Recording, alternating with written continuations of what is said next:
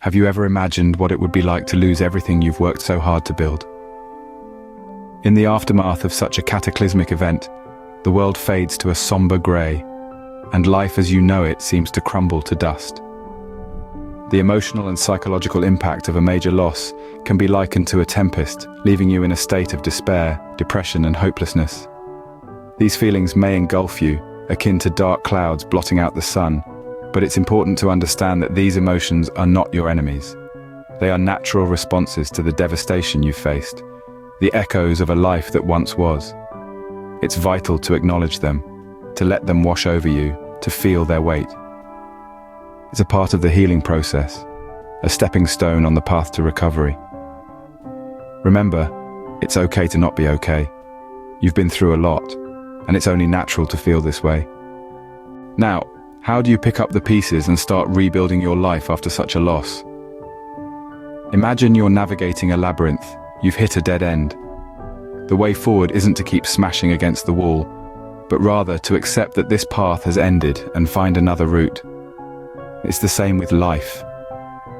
Acceptance, my friends, isn't about forgetting or pretending it didn't hurt. It's about acknowledging the pain, the loss, and allowing yourself to feel it fully. It's about recognizing that your life has changed and that it's okay to grieve that change. Healing, on the other hand, isn't linear. It's a process. It could be through therapy, mindfulness, meditation, or anything that soothes your soul.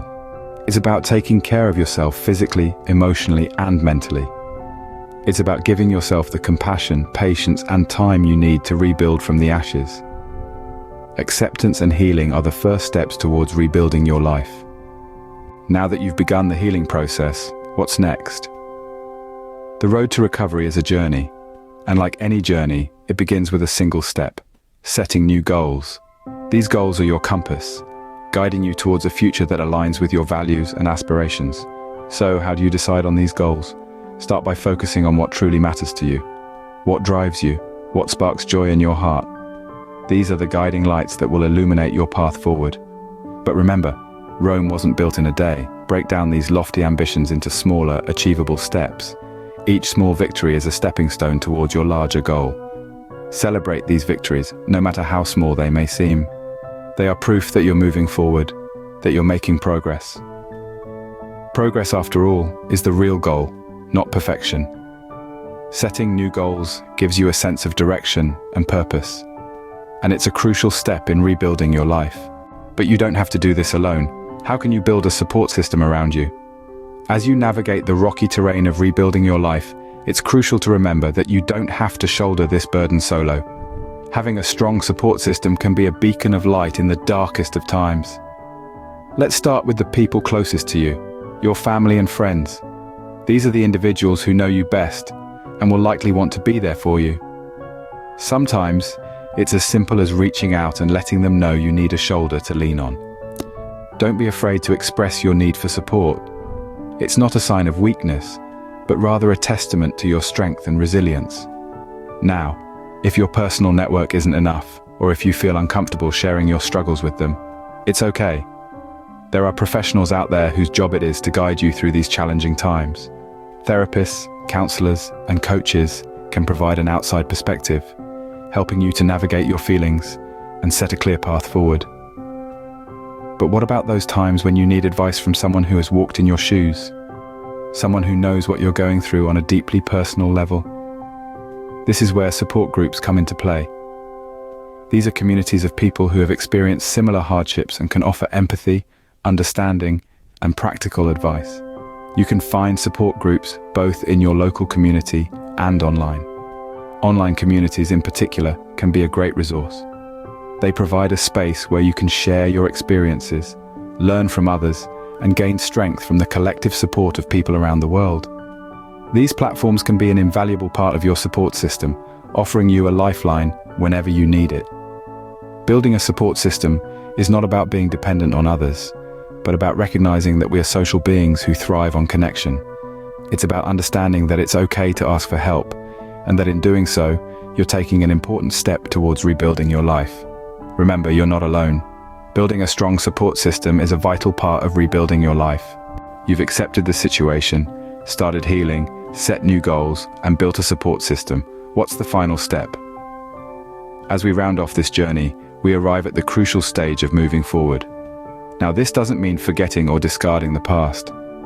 Rather, it's about taking all you've learned and using it to propel yourself into the future. To maintain momentum, it's essential to keep your eyes on the prize. Remember those goals you set? They're not just markers on a roadmap. They're the fuel for your journey. But don't let the distant finish line daunt you. Focus on the immediate steps ahead. Each step, no matter how small, is progress. Speaking of small steps, let's talk about celebrating small victories. You've probably heard the saying, don't sweat the small stuff. But when it comes to rebuilding your life, the small stuff matters. Every tiny victory, every hurdle overcome, every moment of resilience, they all deserve celebration. They're testament to your strength, your courage, and your determination to move forward. Now, on this journey, patience isn't just a virtue, it's a necessity. There will be setbacks. There will be days when it feels like you're back at square one, but remember, progress isn't always linear. It's okay to take 2 steps forward and 1 step back. It's okay to move at your own pace. And finally, let's talk about self-compassion. This journey of rebuilding is as much about self-love as it is about resilience. Be kind to yourself. Allow yourself the space to stumble, to falter, to feel. Your feelings are valid, and acknowledging them is a crucial part of moving forward. Rebuilding your life after a major loss isn't easy, but with acceptance, goal setting, a strong support system, and a commitment to move forward, you can create a new, fulfilling life for yourself. And while we're on the topic of sharing, let's talk about the importance of spreading love and kindness. In a world where we're often too caught up in our own struggles, a small act of kindness can make a world of difference. A kind word, a gentle smile, a listening ear. These are the things that remind us of our shared humanity. So let's try to be a little kinder, a little more understanding, and a little more compassionate. My goal is to help us live fulfilling lives and feel human again. Because at the end of the day, that's what we all are. Beautifully flawed, wonderfully resilient humans. Before we wrap up, I just want to say a huge thank you for being a part of this journey. If you found value in this video, do consider subscribing to the channel. Your support means the world to me. And hey, we're in this together. Every step, every stumble, every victory, we're here to share it all. So hit that subscribe button, share your story in the comments. Your story could be the lifeline someone else needs right now. And let's continue this journey of healing, growth, and self-discovery together. Thanks for watching, and remember, you're not alone.